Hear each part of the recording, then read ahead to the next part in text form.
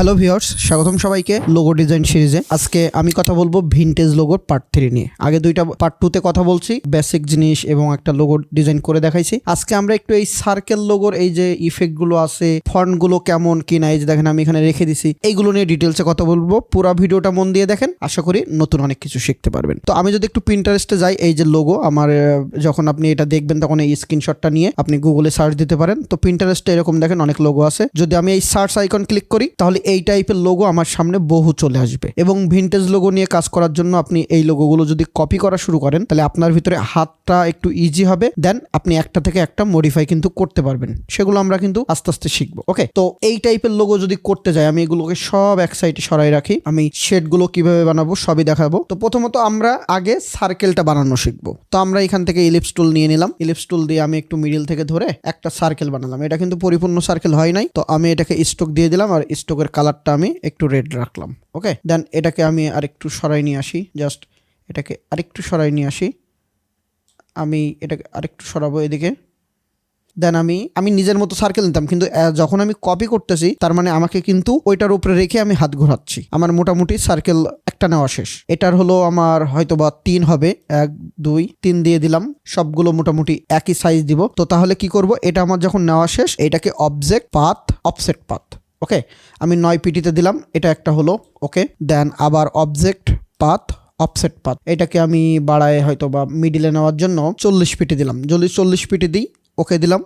দেন এইটাকে আবার অবজেক্ট থেকে বাড়াচ্ছে। আমি কেন বাড়াচ্ছি, কারণ আমি যদি কপি পেস্ট করে ছোট বড় করি তাহলে অনেক সময় রেশিও অনুযায়ী বড় হয় না। তো মনে করেন এখান থেকে এটা যদি 40 দিই তাহলে এটাও 40 দিব। তারপরে আমাকে আবার 2টা নিতে হবে। তো 2টা নেওয়ার জন্য আমি অবজেক্ট পাথ, এই যে এখান থেকে যেমন নিয়েছিলাম 9, আমরা এখান থেকে 9 নিতে পারি। এটা হলো আমার এর সাথে যাবে। দেন হলো একটা, এইটা হলো, এইটা উঠে গেছে। আর একটা অবজেক্ট থেকে পাথ অফসেট পাথ। ওকে, এই যে 9 নিয়ে নিলাম। আমি এগুলোকে ধরে যদি একটা সাইড নিই তাহলে আপনার বুঝতে সুবিধা হবে। আমি শিফট ধরে এগুলোকে একটা সাইড নিলাম। এখন এই দুইটা হলো আমার এটা 1 পিটির চিকন হবে, কারণ হলো আমার এটা 2 হবে। কপি যখন করবেন তখন এইগুলো একটু দেখে নেবেন, তাহলে ভালো হয়। আমার এটা হলো জাস্ট এই দুইটা, এই মাঝখানে একটা নিলাম। এটা হলো এই শেপ বানানোর জন্য, আর হলো আমার এটা এই দুইটা রাখলেই আপাতত এনাফ। এই দুইটা রাখলেই এনাফ। আর এইটাকে আবার একটা কপি করে নিব, কারণ আমরা এইটা দিয়ে শেপ বানাবো আর এটার উপরে আমরা লেখালেখি করব। এই জন্য আমার মোটামুটি এই একটা বানাই নিলাম।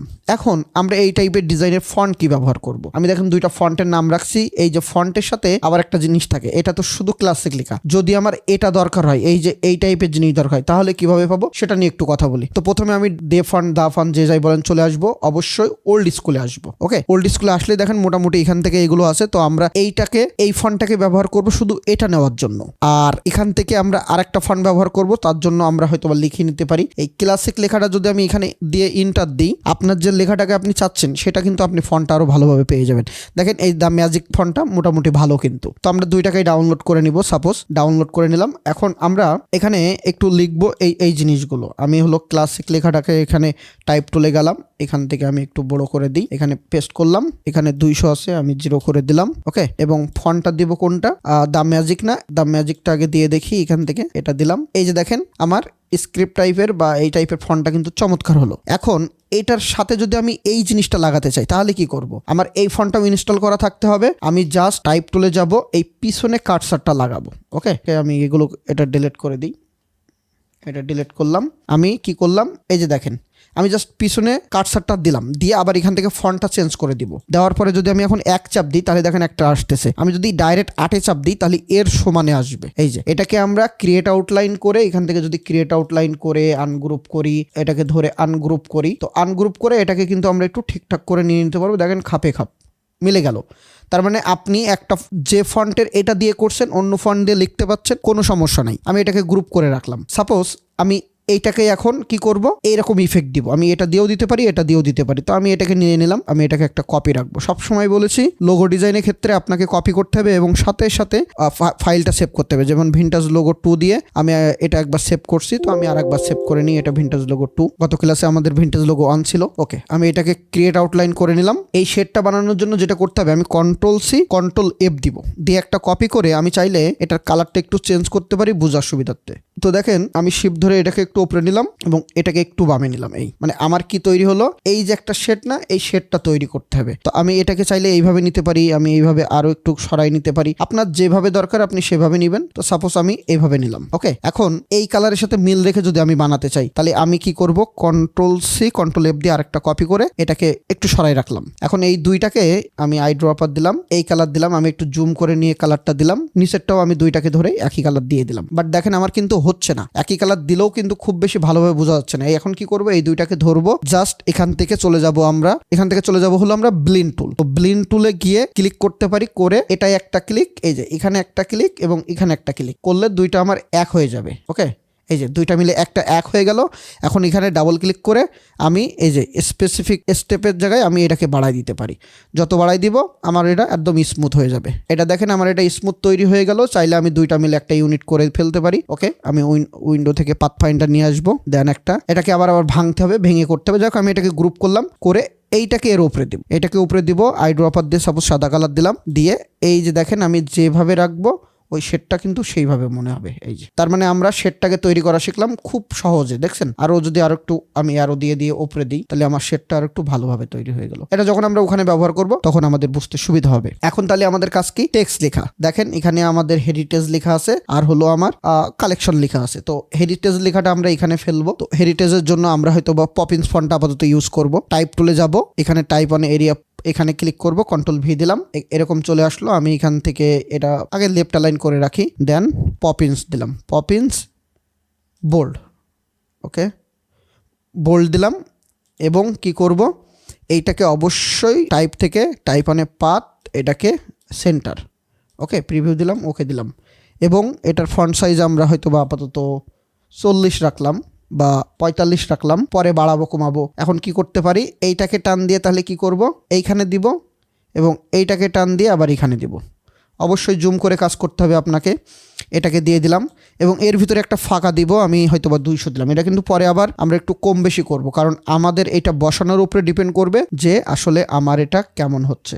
আমি ক্লাসিক লেখাটাকে আনগ্রুপ করে আমি আরেকটু উপরে তুলে দিই, এটা মোটামুটি এটাই ওকে। আমি এটাকে গ্রুপ করে রাখলাম। তাহলে হেরিটেজ হলো, এইটাকে আমি কি করলাম, আরেকটা কপি করে নিলাম, ওই সোজা শিফট ধরে নিয়ে হেরিটেজের জায়গায় আমি এখানে লিখলাম হলো কালেকশন। আমি এখানে যাব কি, টাইপ টুলে যাব, কালেকশন দিলাম, সেম সাইজ রাখবো সবসময়। এক্সপান্ড করার আগে সব মিলায়ে সেম সাইজ করে নিব। এখন কি হবে, আমি এইটাকে ধরে একটু ভিতরে ওই সোজাসুজি ভিতরে ঢুকাই দিলাম, কিন্তু লেখা কিন্তু উল্টে গেল। তাহলে কি হবে, আমার এই লেখাটাকে ধরে এদিকে দিব আর এইটাকে ধরে এটা একটু জুম করে নিই, এই যে এইটাকে ধরে আমি এই মাথায় নিয়ে আসবো, এইটাকে ধরে আমি এখানে দিব, এইটাকে ধরে আমি এইখানে দিব, এই যে মানে উল্টে যাবে পুরোটাই। তো আমি আলাদা আলাদা নিতে পারতাম, আমি আলাদা আলাদা নাই, এই একটার ভিতরে করছি। এখন শিফট ধরে এটাই ধরবো, এটাকে কি অবজেক্ট করলাম, আরেকবার ক্লিক করে দেন অ্যালাইন করে নিলাম। ওকে, দেখেন একদম পারফেক্টভাবে আমার মিলে গেল। আমরা ভিতরে কিন্তু পরে দিব, এটা দিয়ে পরে আমরা এখনও দিতে পারি। জাস্ট আমরা এটাকে কি করলাম, এটাকেও অ্যালাইন করে মিডিলে নিলাম, দেন এটাকে ধরলাম, ধরে আমি এখান থেকে স্টকটা বাড়ালাম। এই যে দেখেন এটাকে আমি যতটুকু আমার লাগবে দুই সাইডে সমানভাবে ফাঁক রাখবো। এই যে মোটামুটি আমার এটা কিন্তু হয়েছে। আমি এটাকে একবারে প্রথম এটাকে ধরে আমি এটাকে ভেঙে নিতে পারি। তাহলে এক্সপান্ড করে নিলাম, এক্সপান্ড করে নিলে এক্সপান্ড হলো, এইটাকে ধরলাম অবজেক্ট এক্সপান্ড। ওকে, এই যে এক্সপান্ড হয়ে ফিল কালার হয়ে গেল। এটাকে right button click, arrange to back. আমার এই দুইটা কিন্তু ভাঙি নাই এখনো। তাহলে আমি মোটামুটি কিছুটা পাইলাম। এখন আমি এই পুরা এইটা, আচ্ছা আমি এটাকে ধরে হোয়াইট কালার দিয়ে দিই। আচ্ছা এটাকে ধরে আমি এখান থেকে হোয়াইট কালার দিচ্ছি।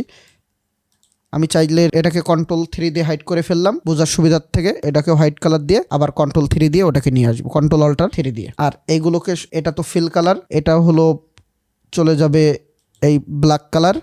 আমরা চাইলে এখান থেকে কালার কোডটা কপি করে নিতে পারি। আবার এখান থেকে এই দুইটা স্টক, ওকে এটাকে আমি Ctrl+3 দিয়ে হাইড করে ফেলি আমার সুবিধার জন্য। আমি এটাকে ধরলাম, শিফট ধরে এটাকে এটা আমি স্টকটা এখন ভাঙছি না, চাইলে ভেঙে নিতে পারি। আমি এখান থেকে কালারটা দিয়ে দিলাম। ওকে, আমি স্টকটাও এক্সপান্ড করে নিই। তবে একটা ভুল করছি, সেটা হলো Ctrl+Alt+3 দিয়ে আমি আবার নিয়ে আসি। আমরা এটা ভাঙার আগে পুরাটাকে ধরে একটা কপি করে রাখবো। দেন এই টেক্সট Ctrl+3 আবার হাইড করলাম, এই টেক্সট Ctrl+3 দিয়ে হাইড করলাম। পুরাটাকে ধরে আমি অবজেক্ট থেকে এক্সপান্ড অ্যাপিয়ারেন্স, দেন এক্সপান্ড। ওকে, মানে পুরোটাকেই ভেঙে ফেললাম। কন্ট্রোল অল্টার 3 দিয়ে আমি আবার সবই নিয়ে আসলাম। ওকে, আমি ফন্টটা এখন ভাঙছি না, কারণ আছে, কারণ হলো আমি এই ক্লাসিকটা দিব তারপরে ভাঙবো যে কেমন লাগে। আমি যদি ক্লাসিকটা এখান থেকে বড় করি এবং একটু বাহিরে দিয়ে আমি জাস্ট এর সাথে একটা অ্যালাইন করব। ওকে, দেন ক্লাসিকটাকে ধরবো, হালকা করে কি করব, এই যে ঘোরাই দিব। ঘোরাই দিয়ে এটাকে আমি একটু উপরে তুলে দিলাম। দেখেন আমার কত সুন্দর করে মিলে যাচ্ছে। এটাকে যদি একটু ছোট করি, আমার ক্লাসিকও মিলে যাচ্ছে। আর যদি কন্ট্রোল অল্টার 2 দিয়ে এটাকে সরাই দিয়ে আবার লক করে ফেললাম। আমি ক্লাসিকটাকে চাইলে এটাকে একটু, ওকে, আমি আর বেশি বাইরে দিতে যাচ্ছি না, মোটামুটি আমার এটা ওকে।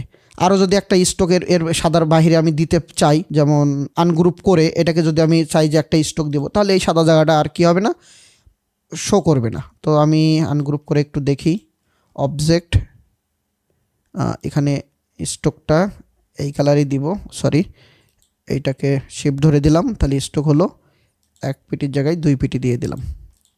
ওকে, এই যে, তার মানে আমার ক্লাসিক বা যা যা ছিল আমি এটাকে আবার এক্সপান্ড থেকে ভেঙে ফেললাম এবং নিচেরগুলোকে ধরে গ্রুপ করে দিলাম। এখন এই হেরিটেজটা কি হচ্ছে, আমার এইদিকে বেশি চলে যাচ্ছে, এইদিকে কম যাচ্ছে। আরেকটা জিনিস, আমি এটাকে আরেকটু কেন বড় করব, আমার আইটা তাহলে একটু বাইরে যাবে, আমি আরও একটু ঘোরাই দিতে পারি, বা বেশি ঘোরালাম না,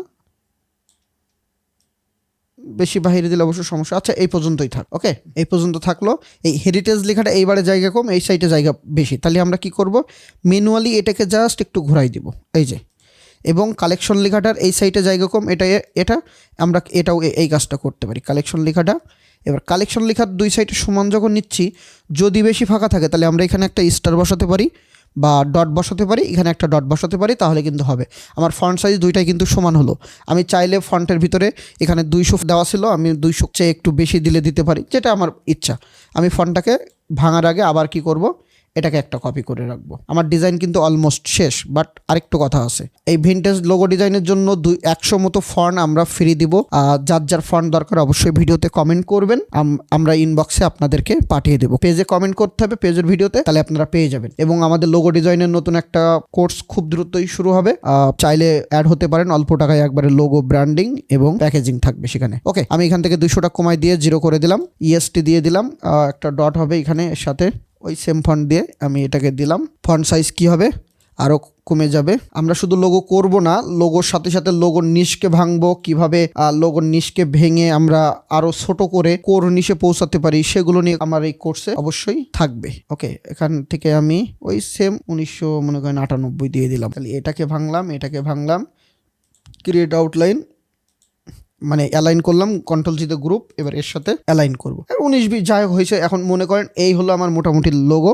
এখন এটাকে আপনি যে কোনো সারফেসে বসাতে পারেন, যে কোনোভাবে মকআপ করতে পারেন, যে কোনোভাবে করলেই আপনার কিন্তু কাজ শেষ। তো ঠিক এই সেম ভাবে আপনি এই জিনিসটাকেও কি করবেন, এই জিনিসটাকে কপি করলেন, কন্ট্রোল সি কন্ট্রোল এফ, এটাকে অনেকভাবে করা যায়। ওকে, আপনি যেভাবে ভালো লাগে আপনার সেভাবে আপনি করতে পারেন। আমি এটাকে এদিকে একটু টেনে দিলাম বোঝার জন্য, আর একটা কন্ট্রোল সি কন্ট্রোল এফ দিয়ে কপি করলাম, এই কালারটা দিলাম আপাতত, বাট এটাকে হাইড করে ফেললাম। এই দুইটাকে ধরলাম, মনে করেন আমি এই কালারটা দিলাম, দেন ওই সেম জাস্ট যাব, এখানে একটা ক্লিক, এখানে একটা ক্লিক করলাম, দেন এই যে ক্লিকটা ভালো করে হলেই কিন্তু কাজ হবে, নাহলে হবে না। এখানে 30 আছে, আমি চাইলে এই যে যদি কমাই দিই তাহলে দেখবেন এই যে কমে যাচ্ছে, আর যদি বাড়াই তাহলে এর ভিতর থেকে এই যে স্মুথনেসটা বাড়বে এখানে। ওকে, আমি মনে করেন 60 দিয়ে দিলাম, এই যে দিয়ে দিলাম। দুইটাকে ধরে আমি অবজেক্ট থেকে এক্সপ্যান্ড অ্যাপিয়ারেন্স, দেন এক্সপ্যান্ড করে নিতে পারি, করে এটাকে যদি ট্রাই করে দেখবো ইউনিট হয় কিনা, ইউনিট দিয়ে দেখবো একটা, আমার এটা ইউনিট হয়েছে। এখন কন্ট্রোল অল্টার 3 দিয়ে আমার এই ক্লাসিকটা নিয়ে আসবো। দেখেন খাপে খাপ ময়নার বাপ, কত চমৎকারভাবে আমার সেই শেডটাই কিন্তু তৈরি হলো ঝামেলা ছাড়া। এটাকে এক্সপ্যান্ড করে নিলে, এক্সপ্যান্ড করে যখন ইউনিট করছে তখন একটা হয়ে যাচ্ছে। তাহলে আপনি যে কোনো লোগোকে এই টাইপের স্টাইলের আপনি ফন্টও ব্যবহার করতে পারছেন, এটাকেও ব্যবহার করতে পারছেন, নিচের শেডটাও তৈরি করতে পারছেন। তো এই ছিল আজকের ভিডিও। আশা করি পুরো ভিডিওটা মন দিয়ে দেখছেন এবং ভালো লাগছে। কমেন্টে জানাবেন কেমন হয়েছে, এবং সামনে আরও চমৎকার লোগো ভিডিও আপনাদের জন্য আসবে। ভালো থাকবেন সবাই, আল্লাহ হাফেজ।